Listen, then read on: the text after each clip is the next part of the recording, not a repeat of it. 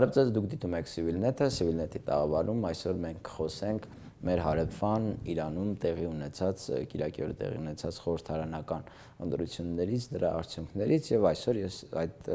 թեման պարզաբանելու, մեկնաբանելու համար հյուր եմ հրավիրել Իրանագետ Աննա Գևորգյանին, բարև ձեզ։ Բարև ձեզ։ Թեև Իրանը մեր հարևան երկիրն է, բարեկամական, անընդհատ խոսում ենք սերտ հարաբերություններ կառուցելու մասին Իրանի հետ, բայց եկեք խոստովանենք, որ լրագրողական շրջանակները եւ մնացած բոլոր շրջանակները էքսպերտներին այստեղ չեմ ասում, իրանագետներին նկատի չունեմ,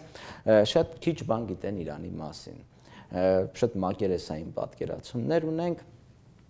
որը կարծում եմ շատ վատ է։ Եվ այս հաղորդումով փորձենք լրացնել այդ բացը, Իրանում, ինչպես նշեցի, կիրակի օրը ընտրություններ էին եւ հայտարարվում այն մասին, որ այնտեղ հաղթել են բարեփոխիչները։ Չնայած որ անընդհատ մենք խոսում էինք այն մասին այս ընթացքում, որ ամենաշեշտադրված պահը այն էր, որ այնտեղ հաղթել են պարլամենտ են անցել 2 հայեր։ Մեզ կարծես դա ավելի շատ էր հետաքրքրում, թե այնտեղ բարեփոխիչները կամ պահպանողականներն են հաղթել։ Եկեք սկսենք այդտեղից, ովքեր են բարեփոխիչները, ինչ են ներկայացնում, իրենց գաղափարախոսական արտահայտությունը որն է եւ ինչ ակնկալենք բարեփոխիչների կողմից հաղթանակված Իրանում։ Նախ շնորհակալություն հրավերի համար։ Ցավալի է, բայց ես էլ համամիտ եմ, որ կարծես թյուրըմբռնում կա Իրանի քաղաքական համակարգի վերաբերյալ եւ ամեն անգամ, երբ ինչ-որ ընտրություններ կամ որևէ այլ քաղաքական իրադարձություն է տեղի ունենում, լուսաբան հայկական մամուլը լուսաբանող երբ հետևում ենք, տեսնում ենք, որ բազմաթիվ թյուրընկալումներ կան։ Այս առումով կուզեի նախ 2 բառով ասել, թե ի վերջո ամսի 26-ին ուրբաթ օրը ինչ տեղի ունեցավ Իրանում։ Ուրբաթ օրը, ինչ տեղի ունեցավ Իրանում, ինչ ընտրություններ էին եւ ինչ սպասելիքներ, ակնկալիքներ ունեին Իրանի ներսում եւ միջազգային հանրությունը։ Ամսի 26-ին Իրանում 2 ընտրություններ տեղի ունեցան։ Ընտրում էին պարլամենտի, որ օրենսդիր մարմինն է կամ մաջլեսը, պարլամենտի падգամավորներին, իսկ պարլամենտը ունի 290 падգամավոր Իրանում, եւ ընտրում էին մի խորհրդի անդամներին, որ կոչվում է բանիմացների խորհրդի անդամ, այդ խորհուրդը ունի 88 անդամ եւ այդ խորհրդի գործառույթն է վերահսկել հոգեվոր առաջնորդին եւ ընտրել նոր հոգեվոր առաջնորդ։ Որպեսզի ավելի պարզ լինի, այստեղ հիշեցնեմ, որ Իրանում քաղաքական համակարգը յուրօրինակ կառուցվածք ունի եւ նրա բուրգի վերևում, թեև բուրգ ասելն էլ շատ հարաբերական է, որովհետեւ այդ բուրգի ներսում տարբեր ինստիտուտներ այնպիսի տարբեր մեխանիզմներով մեկը մյուսին վերահսկում են, որ այդ բուրգը հաճախ այնքան էլ բուրգի տեսք չունի, հորիզոնտալ բուրգ ասեն։ Հա, մոտավորապես այդպիսի մի բան, բայց այնուամենայնիվ երկրի առաջնորդ է համարվում հոգևոր առաջնորդը, որ այս պահին Իմամ Խամենեին է, Ալի Խամենեին, եւ հոգևոր առաջնորդը Իրանում ընտրվում է ցմահ։ Մահից հետո արդեն նոր խորհուրդը, բանիմացների խորհուրդը ունի այդ գործառույթը, որ պիտի ընտրի նոր հոգևոր առաջնորդի։ Այս իմաստով բանիմացների խորհրդի այս ընտրությունները շատ կարևոր էին, ինչու, որովհետև ներկայիս հոգևոր առաջնորդը 76 տարեկան է, ունի որոշակի առողջական խնդիրներ, Աստված իհարկե երկար տարիների կյանք տա նրան, բայց արդեն բազում տարիներ են, 5-ից ավել տարիներ, շատերը խոսում են, որ հնարավոր է, որ նրա կյանքը այնքան էլ երկար չի ձգվել։ Ինչը նշանակում է, ներեցեք, իսկ այս խորհուրդը 8 տարին մեկ է ընտրվում, նշանակում է այս անգամ ընտրված անդամները 8 տարի շարունակ այդ գործառույթը իրավասությունը ունենալու են ընտրել նոր հոգևոր առաջնորդ։ Այսինքն ավելի կարևոր ընտրություններ են, քան նախագահական ընտրությունները, հա, կարող ենք այդպես ասել։ Տեսեք, հենց բուրգի ոչ բուրգ լինելու խնդիրն էլ այն է, որ տարբեր քաղաքական իշխանությունների առաջնորդների իշխանությունը գնահատելիս չենք կարող ասել, թե որն է ավելի կարևոր, որովհետև եթե նախագահական ընտրություններին կարևորություն չտրվեր եւ չլիներ մեծ մասնակցություն եւ չընտրվեր Հասան Ռոհանին, ապա արդյոք այդքան կարևոր կլինեին այս ընտրությունները, ես չեմ կարող ասել, բայց քանի որ Հասան Ռոհանին ընտրվեց եւ քանի որ արտաքին քաղաքականությունը բոլորովին այլ ուղղություն ստացավ եւ քանի որ որոշակի հաղթանակներ ունեցան նաեւ արտաքին քաղաքականության ոլորտում, քաղաքացիները մի տեսակ հավատ ստացան նախ որ կարող են ինչ-որ բան փոխել իրենց երկրի քաղաքականության ոլորտում եւ այս ընտրությունները նաև կարևոր էին նրանով, որ ինչ-որ առումով հանրակրվե էին հիշեցնում, որովհետև նրանք, ովքեր մասնակցում էին ընտրություններին եւ ձայնը իրենց քվեն տալիս էին այն պարլամենտական տեխնատուներին եւ բանիմացների խորհրդի այն անդամների տեխնատուներին, որոնք որ հարում են Հասան Ռոհանի բլոկին եւ նրա տեսակետներն են կիսում, կարծես դրանով ամրապնդում էին նրա դիրքերը եւ ցույց էին տալիս, որ նրա բռնած քաղաքականության կուրսին համաձայն են։ Իսկ այդ կուրսի հետ ոչ բոլորն են համաձայն Իրանում։ Տեսեք, հետաքրքիր վիճակագրություն է ներկայացում ընտրությունների արդյունքների հետ կապված, նշվում է, որ հաղթել են բարեփոխիչները, նախ այդպիսի ֆոն է գալիս։ Հետո եթե ուշադիր նայում ենք, ապա ստացվում է, որ Թեհրանում հիմնականում հաղթել են բարեփոխիչները պարլամենտում 100%-ով, իսկ բանիմացների խորհրդում ավելի պակաս չափով, իսկ մարզերում, այսինքն Թեհրանից դուրս հաղթել են պահպանողականները։ Եվ հետաքրքիր է, կարող ենք արձանագրել, որ բարեփոխիչները հաղթել են իրականում Իրանում, թե հաղթել են այնուամենայնիվ պահպանողականները։ Եվ արդյոք հստակ բաժանում կա բարեփոխիչներ եւ պահպանողականներ։ Ես ձեր հարցի վերջից կսկսեմ, իրականում այդ սահմանազատումը բոլորովին հստակ չի եւ քաղաքական ներկապնակը այնքան հարուստ է Իրանի, այն հաշվի առնելով անգամ այն հանգամանքը, որ քաղաքական կուսակցություններ պաշտոնապես չկան, բայց քաղաքական ներկապնակը հայացքների տեսակետից այնքան հարուստ է, որ բաժանել ընդամենը երկու թևի, դա մի տեսակ արհեստական է եւ չի ավելի հեշտ է հասկանալ։ Իրականում երբեմն բարդ հարցերը այդպես պարզեցնելով ոչ թե հեշտացնում, այլ ավելի բարդացնում ենք հարցը, որովհետև ի վերջո եւ հատկապես երբ որ մենք դիտում ենք այդ բոլորը արևմտյան մեր քաղաքական մշակույթի պրիզմայով ենք անցկացնում, երբ ասում ենք բարեփոխիչ, մեր մոտ տպավորություն է, որ դա պիտի լինի մեկը, որ պիտի գա ու աստվածապետությունը վերափոխի մեկ այլ քաղաքական համակարգի։ Այնինչ, եթե նայենք այդ նույն բարեփոխիչների ցուցակներում, այս ընտրություններին շատ ավելի շատ հոգևորականներ ու աստվածաբաններ կային, քան ասենք պահպանողականներ։ Մահմուդ Ահմադինեժադը հոգևորական չէր, բայց ինքը ամենապահպանողական քաղաքական գործիչներից մեկն է համարվում Իրանում։ Այս առումով շատ հեղեղուկ են սահմանները ու շատ հաճախ քաղաքական գործիչները փոխում են իրենց դիրքորոշումները, որովհետև հնարավոր է արտաքին քաղաքական կուրսի հետ կապված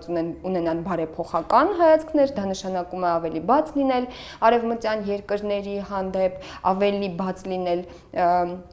բանակցությունների հետ կապված հարցերում, ավելի շատ ներդրումներ թույլ տալ Իրանի ներսում տնտեսությունը ազատականացնել խիստ պահպանողական։ Օրինակ Մոթահարի կա падգամավոր, որը այս անգամ էլ որպես անկախ падգամավոր էր ներկայանում, բայց ավելի շատ կիսում էր բարեփոխականների հայացքները, բայց կանանց հետ կապված այնպիսի հայացքներ ունի, որ ասենք ամենապահպանողականն անգամ այդպիսի հայացքներ չի արտահայտում։ Այսինքն այդ պիտակավորումը շատ հարաբերական հասկացություն է։ Ինչ վերաբերում է հաղթանակին։ Եթե նայենք միջազգային մամուլը, տեղական իրանական մամուլը եւ ընդդիմադիրների եւ պետական ապարատի վերահսկողության տակ գտնվող մամուլը հրապարակումները ամենից շատ արծարծված բառը հաղթանակն է։ Բոլորը իրենց համար համարում են դա հաղթանակ։ Հոգևոր առաջնորդը սա համարում է ժողովրդի հաղթանակը, որովհետև ըստ նրա այն հանգամանքը, որ այսքան մեծ թվով մարդիկ 60%-ից ավելին գնացին եւ իրենց ձայնը տվեցին համապատասխան իրենց նախընտրած տեխնատուներին, ըստ իրա, ըստ հոգևոր առաջնորդի, աշխարհին ցույց տվեցին, որ կա ժողովրդավարական ինստիտուտներ Իրանում եւ որ մարդիկ հավատում են, որ իրենց ձայնով կարող են ինչ-որ բան փոխել երկրի եւ ներքին եւ արտաքին քաղաքականության մեջ։ Բարեփոխիչները համարում են, որ հաղթանակ են տարել, որովհետև ինչպես արդեն նշեցինք, մեծամասնական ընտրակարգով են բոլոր ընտրությունները տեղի ունենում Իրանում եւ այս այս անգամ էլ մեծամասնական ընտրակարգով Թեհրանից նախատեսված տեղերը պարլամենտում, որոնք 30-ն էին, 30-ն էլ անցան բարեփոխիչների վերահսկողության տակ 209 դա միայն Թեհրանի տեղերն են, իսկ մյուս տեղերում դեռ հստակ ուղղակի թիվը չեմ կարող ասել, բայց մեծամասն պաշտոնականը դեռ չեն հաստատել։ Եվ բանիմացների խորհրդում Թեհրանը կարող էր ունենալ 16 ներկայացուցիչ, այդ 16 ներկայացուցիչներից ամենաառաջին հորիզոնականում Այաթոլլա Ռաֆսանջանին է եւ երրորդ հորիզոնականում գործող նախագահ Հասան Ռուհանին։ Եվ ամենակարևորը բարեփոխիչն է, այդ տերմինը ինչքան ասում ենք չօգտագործենք միևնույնն է, պիտի ասենք, բայց այդ այն գործիչներն են, որոնք գոնե արտաքին քաղաքականության ոլորտում ունեն ավելի լիբերալ հայացքներ, ոչ այն աստիճան, որ մերժեն գործող համակարգը եւ գործող իսլամական են օրենքները, որոնք որոշակի սահմանափակումներ են դնում, բայց ավելի ազատ քան ասենք Այաթոլլա Յազդին կամ Այաթոլլա Մեզբահ Յազդին, որոնք երկուսն էլ ըստ էության չանցան փաստորեն այդ ցուցակով։ Եվ ինչն է հետաքրքիր, Այաթոլլաներից մեկն էլ, որ Սահմանադրության պահապանների խորհրդի նախագահն է, Այաթոլլա Ջանաթին, նա ընդամենը 16-րդն է այդ ցուցակում։ Այսինքն, այս քվեների քանակը ցույց տվեց, որ հասարակական կարծիքը ավելի շատ Հասան Ռուհանիի եւ Այաթոլլա Ռաֆսանջանիի տեսակետներին է մոտ, քան մյուս թևում կանգնած ավելի խիստ դիրքորոշում ունեցող, արևմուտքի հանդեպ շատ ավելի զգուշավոր քաղաքականության կողմնակից քաղաքական գործիչ։ Սրանք մի ընտրություններ էին, որ պետք է որոշեին, արդյոք Իրանի հասարակությունը աջակցում է արևմուտքի հետ ավելի լիբերալ հարաբերություններին, թե չի աջակցում։ Ոչ ուղիղ իմաստով, բայց կարելի է այդպես համարել։ Իհարկե կան տեսակետներ, որոնք ասում են, որ ինչ կարող են որոշել Իրանի քաղաքացիները, եթե բոլոր տեխնատուները անցնում են այդ Սահմանադրության պահապանների խորհրդի ցենզուրայի միջով, այսինքն պահապանների խորհուրդը որոշում է արդյոք այդ տեխնատուն, որ ցանկություն է հայտնել երկուսն էլ եւ պարլամենտն է։ Եվ այս տարի պարլամենտական ընտրություններին մասնակցելու համար 12000-ից ավելի մարդ էր գրանցվել։ Ռեկորդային թիվ էր Իրանի Իսլամական Հանրապետության պատմության ընթացքում։ Շատ մեծ։ 12000-ից, ավելի քան 12000-ից գրեթե 50%-ը մերժում ստացան։ 6000 տեխնատու եղան։ 6100 քանի տեխնատու եղան, նրանց մեջ նաև ռեկորդային թիվ էին կազմում այս անգամ կանայք, որոնք ցանկություն էին հայտնել մասնակցելու 1500-ից ավելի, եւ նրանց 1/3-ին թույլ տրվեց մասնակցել ընտրություններին։ Իսկ ինչքան անցան վիճակագրություն կա թե չէ։ Հիմա ինչքան անցան պարլամենտ։ Կանանցից արդեն որ անցել։ Դե վերջնական պաշտոնականը չկան, բայց հաշվի առնելով, որ բարի փոխիչների այդ 30 հոգանոց ցուցակում 8 կանայք էին, 8-ն էլ անցել են արդեն, եւ մյուս ցուցակներից էլ, որոնք արդեն հստակ է, որ անցել են պարլամենտ, մոտավորապես 20-ից 25 հոգի պիտի որ լինեն կանայք։ Դա նույնպես ռեկորդային թիվ է։ Ամենամեծ թվով կանայք եղել են 11, եթե չեմ սխալվում։ 11 հոգի, իսկ հիմա փաստորեն 20-ից ավելի են լինելու։ Այսինքն Իրանում 6000 տեխնատու, 6000-ից ավելի տեխնատու պայքարում միայն պարլամենտական ընտրությունների համար 290 տեղի համար։ Բայց քանի որ մեծամասնական ընտրակարգ է, ամեն մի համայնքում այդ տեխնատուների թիվը տարբեր է։ Թեհրանում օրինակ, եթե չեմ սխալվում, 1000 հոգուց պետք է ընտրեին 30 հոգու, պատկերացրեք։ Եվ ինչն է նաև հետաքրքիր ընտրական մեխանիզմ, եւ չմոռանամ անդրադառնալ նաև նրան, որ բանիմացների խորհրդի անդամների տեխնատուները նույնպես պետք է հաստատվեն Սահմանադրության պահապանների խորհրդի կողմից, եւ ինչն էր ինտրիգային ու հետաքրքիր։ Իմամ Խոմեյնիի, որ իսլամական հեղափոխության առաջնորդն էր եւ Իսլամական Հանրապետության հիմնադիրը, նրա թոռն էլ դիմել էր, որ իր տեխնատությունը առաջադրի եւ մասնակցի բանիմացների խորհրդի ընտրություններին, Հասան Խոմեյնին։ Այս կերպարը շատ կարևոր կերպար էր, որովհետեւ ինքը Իմամ Խոմեյնիի թոռն էր, բայց բարեփոխական հայացքների տեր քաղաքական գործիչ է եւ պիտի հարեր Հասան Ռոհանիի եւ Ռաֆսանջանիի ճամբարին։ Եվ նրա ներկայությունը բանիմացների խորհրդում նաեւ մի տեսակ այդ ազգանվան խարիզման, բայց նաև բարեփոխական հայացքները կարող էին կոնսոլիդացիայի շատ մեծ կոնսոլիդացիա ապահովել եւ հնարավոր է նաեւ որ նա լիներ հաջորդ հոգեվոր առաջնորդի հաջորդ թեկնածուն, բայց Սահմանադրության պահապանների խորհուրդը մերժեց նրա թեկնածությունը եւ նա չկարողացավ մասնակցել։ Հետաքրքիր է եւ Իրանում կուսակցություններ որպես այդպեսին չկան։ Եվ այդ դաշինքները նշվում է դաշինքների մասին դաշինք ասվածը եթե մեծամասնական է ընտրություններ ինչ է նշանակում ուղղակի հայտարարում են որ կար անվանումը չէ հույսի ցուցակ դա պայմանական անվանում է պայմանական 6000 հոգու անուն բնական է որ հնարավոր չի հիշել չէ եւ անգամ 1000 հոգու անուն հնարավոր չի հիշել բայց հնարավոր է հիշել որ այսինչ մարդը այսինչ ցուցակից էր Երբ որ դու գնում ես, ընտրական մեխանիզմը շատ հետաքրքիր է, քվեաթերթիկում ոչ թե կան անուններ, որոնց դիմաց դու պիտի ինչ-որ նշան անես, այլ քվեաթերթիկը դատարկ մի թուղթ է, որի վրա դու պիտի գրես այն մարդկանց անունները, ովքեր որ կարծում ես, որ պիտի դառնան падգամավորներ կամ բանի։ Դա նշանակում է, որ Թեհրանցին օրինակ մի քվեաթերթիկի վրա 30 հոգու անուն է գրել։ Մյուսի վրա 16 հոգու անուն է եւ անունները գրում ես։ Հիմա ես կարող է այաթոլլա ասենք թե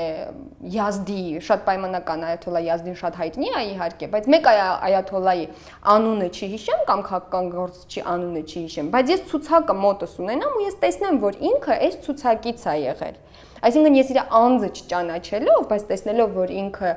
Մուհամմադ Ռեզա Արեֆի գլխավորությամբ բարեփոխիչների ցուցակից է, որ կոչվում է հույսի ցուցակ, եւ որի կարգախոսներ ժամանակն է երկրորդ քայլը անելու։ Այսինքն դրանով ուզում էին հուշեն, որ առաջին քայլը Հասան Ռուհանիին ընտրելն էր եւ դուք տեսաք փոփոխությունները, ոչ ամբողջությամբ, բայց ընթացքի մեջ են, եւ հիմա ժամանակն է անել երկրորդ քայլը։ Եվ մարդիկ այդ ցուցակից ընտրում էին համապատասխան նայած թե որ հորիզոնականում է, այդ հորիզոնականներով ընտրում էին։ Այսինքն ցուցակները դրա համար են։ Մարդիկ ցուցակով մտնում են։ Կարող են հիշել, արտագրել իրենց մոտ։ Շատերը, օրինակ, եթե դուք նայեք վիդեոները, շատերը հեռախոսով նկարել էին այդ ցուցակները եւ հեռախոսով նայում էին այդ մարդկանց ազգանունները եւ գրում էին։ Այսինքն ռեյտինգային քվեարկություն է, ինչքան հասկանում եմ այնտեղ։ Եթե ասենք 30 հոգու անուն ես գրում, ըստ այդմ տալիս ես քո ձայնը այդ 30 հոգուն։ Այդ 30 հոգուն, բայց կախված նրանից թե դու առաջին հորիզոնականում ում եք գրել, Ռաֆսանջանին երբ ասում են, որ առաջին տեղում է, դա նշանակում է 2.5 համարյա 2.5 միլիոն քաղաքացի առաջին տեղում Ռաֆսանջանի անունն է գրել։ Իսկ երբ դուք համակրում եք որևէ մի ցուցակի, դուք առաջնորդվում եք այդ ցուցակի հորիզոնականներով։ Երբ այդ ցուցակում Ռաֆսանջանին առաջին հորիզոնականում է, դուք աջակցում եք նրանց եւ հետաբար նաեւ նրանց ընտրած համապատասխան քվեարկությունը բավական հետաքրքիր եւ հասկանում ինչքան բարդ է այնտեղ հաշվել ընտրությունների արդյունքը։ Եվ հաշվելն է բարդ եւ ընտրական մեխանիզմը ինքնին շատ բարդ է եւ պատահական չի, որ այդքան եւ հերթեր էին լինում։ Նկատած կլինեք վիդեոներում եւ այնքան շատ էին հերթեր գոյացել եւ այնքան շատ մարդ ցանկություն ուներ ընտրությունը կատարելու, որ ժամանակահատվածը երկարաձգվեց։ Ժամը 6-ին, եթե չեմ սխալվում, պիտի փակվեին արդեն ընտրատեղամասերը, բայց երկարաձգվեց եւս 4 ժամով եւ մինչեւ ժամը 12-ը մարդիկ ընտրելու հնարավորություն ունեցան։ Ընտրությունների ազատ եւ արդար լինելու հանգամանքի վրա որևէ մեկը կասկած հայտնում է թե չէ եւ որովհետեւ ես հանդիպեցի մի քանի տեղ որ օրինակ պահպանողականները օգտագործել են վարչական ռեսուրսը, չգիտեմ, այլ տիպի ռեսուրսներ, որքանով են դրան հավաստի եւ որքանով է ազդում ընտրությունների ընդհանուր արդյունքների վրա։ Միջազգային դիտորդների մուտքը արգելում է Իրանին, թույլ չի տալիս, որ որևէ միջազգային դիտորդ հետևի իր ընտրություններին։ Ընտրությունը վերահսկվում է ներքին գործերի նախարարության, պահապանների Սահմանադրության պահապանների խորհրդի կողմից եւ հաճախ ասում են ոչ ֆորմալ առումով, բայց նաեւ իսլամական հեղափոխության պահապանների կորպուսից ներկայացուցիչներ են լինում, որոնք վերահսկում են զինվորականները, այսինքն ամենամեծ թվով ու չափով անվստահությունը հայտնել են 2009 թվականի նախագահական ընտրություններից հետո, երբ որ միլիոնավոր մարդիկ պարզապես ընտրությունների արդյունքները հրապարակելուց հետո դուրս եկան փողոց եւ կոչեր էին հնչեցնում, թե ուր է իմ քվեն, ուր է իմ ձայնը, որովհետեւ անվստահություն էին հայտնում, քանի որ մեծամասնությունը բարեփոխիչ ճամբարից Մուսավիին էր քվեարկել, այնինչ հրապարակվեց, որ Մահմուդ Ահմադինեժադը վերընտրվել է։ Այս իմաստով, այս ընտրություններին ես փորձեցի նաև սոցիալական ցանցերում նայել արձագանքները, գրեթե չկային անվստահության այսպես ալիք ավելի շատ կար այն փուլում, երբ որ տեխնացուներին չէին թույլ տալիս մասնակցել ընտրություններին, որովհետև անվստահություն էր առաջացնում այն հանգամանքը, որ այնքան էլ ծանրակշիռ չէին փաստարկները, թե ինչու թույլ չեն տալիս նրանց։ Եվ փորձենք ամփոփել, ինչքանով այս ընտրությունների արդյունքները կանդրադառնա հայ-իրանական հարաբերությունների վրա դրական կամ նաև բացասական իմաստով։ Հասկանալ է երկու հայ ընտրվել են, բայց չեմ կարծում, որ երկու հայ պատգամավոր այնտեղ հայ-իրանական հարաբերությունների վրա ինչ-որ ազդեցություն կարող են ունենալ։ Այս ընտրությունների արդյունքներով Հայաստանի Հանրապետության քաղաքացիները կամ իշխանությունները պետք է ոգևորվեն, ավելի բաց եւ ջերմ հարաբերություններ կառուցեն Իրանի հետ, թե պետք է զգուշանալ։ Նախ երկու հայ պատգամավորին անդրադառնանք, որովհետև մամուլում հրապարակումները մի փոքր ոչ ճիշտ շեշտադրումներ էին անում։ Հա, որովհետև այդ երկու աթոռները պարլամենտում իրանական սահմանադրությամբ նախատեսված են հայկական համայնքին, այսինքն բոլոր ընտրություններին այդ երկու աթոռները հայկական աթոռներ են, այսինքն հայկական համայնքը գնում է որոշելու, թե որ հայ պատգամավորը պետք է ներկայացնի իրեն շահերը մաջլիսում, ինչ է նշանակում իրանական պարլամենտում ներկայացնել հայկական շահերը։ Հայկական համայնքը Իրանում որպես կրոնական փոքրամասնություն կարելի է ասել առանձնահատուկ զուտ միայն կրոնական փոքրամասնության տեսակետից խնդիրներ չունի,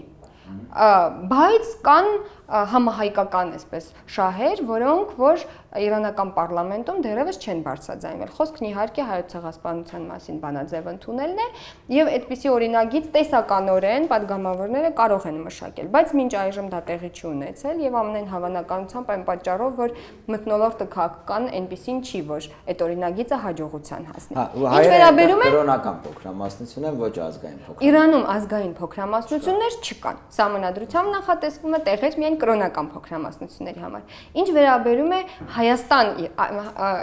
այս ինչ վերաբերում էր հայկական համայնք եւ Իրան, այսինքն այս ոլորտում կարծես թե խնդիրները համայնքը ունի այն բոլոր խնդիրները, որոնք ունեն նաև հասարակության մյուս անդամները։ Ինչ վերաբերում է Հայաստան-Իրան հարաբերություններին, արտաքին քաղաքականության կուրսը իհարկե մեծամասամբ որոշում է հոգևոր առաջնորդը, բայց դա չի նշանակում, որ փոփոխություններ տեղի չեն ունենում նախագահների փոփոխվելու հետ միասին եւ պարլամենտի փոխվելու հետ միասին, որովհետեւ եթե այդպես չլիներ, ժամանակակից հոգևոր առաջնորդը 89 թվականից Իրանի հոգևոր առաջնորդն է, նշանակում է այս ողջ տարիների ընթացքում արտաքին քաղաքականությունը չէր փոխվելու Իրանում, այնինչ դա այդպես չի, բայց Հայաստանի հետ կապված փոփոխություններ առաջիկայում չեմ կարծում թե լինեն, որովհետև Հայաստանի հետ հարաբերությունները, լավ հարաբերությունները, բարիդրացիական հարաբերությունները ոչ միայն քաղաքական իմաստով են շահեկան Իրանի համար, այլ նաև հոգեբանական, ռեյտինգային այսպես, հա, եթե ասեմ, որովհետև շատ հաճախ շեշտվում է քրիստոնյա Հայաստանի եւ իսլամական Իրանի բարիդրացիական հարաբերությունները ամեն անգամ, երբ խոսք է գնում այն մասին, որ իրենք ծայրահեղական ինչ-որ մոտեցումներ ունեն, որ ծայրահեղ իսլամական արժեքների են դավանում, այսինքն իմաստով էլ, այդ իմաստով էլ։ Մյուսը իհարկե Ղարաբաղյան խնդիրն է, որ այս հարցում մեզ հետաքրքրում է ինչ դերքորոշում ունենա, բայց ինչ իշխանություն էլ որ լինի Իրանում, ստատուս քվոն առայժմ Իրանի շահերից է բխում։ Իսկ քանի դեռ Իրանի շահերից է բխում եւ քանի դեռ մեր շահերը համընկնում են, քաղաքականության մեջ չկան ոչ բարեկամներ, ոչ սիրելիներ, ոչ էլ մշտական աջակիցներ։ Պարզապես մեր շահերը դեռևս համընկնում են եւ տաստված, որ դեռ երկար համընկնեն։ Շնորհակալություն հետաքրքիր հարցազրույցի համար, շատ նոր բաներ բացահայտեցինք Իրանի քաղաքական համակարգի հետ կապված, կարծում եմ շատերին օգտակար կլինի նաև լրագրողական հանրությանը եւ Իրանի վերաբերյալ նյութերը լուսաբանելուց անպայման կօգտվեն։ Շնորհակալություն, հետևեք Civilnet-ին, մենք հետևում ենք իրադարձություններին։